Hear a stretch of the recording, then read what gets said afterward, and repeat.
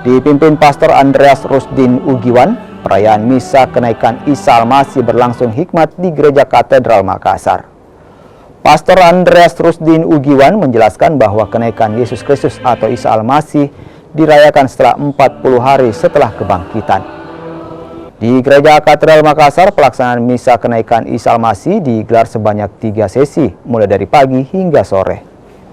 Hari Raya Kenaikan Tuhan Yesus itu kami rayakan 40 hari setelah Hari Raya Kebangkitannya. Dan dengan kata naik ke surga sebenarnya mau diungkapkan bahwa Allah Putra dimuliakan dan kembali kepada Sang Allah Bapa, jadi kembali kepada kemuliaannya di surga.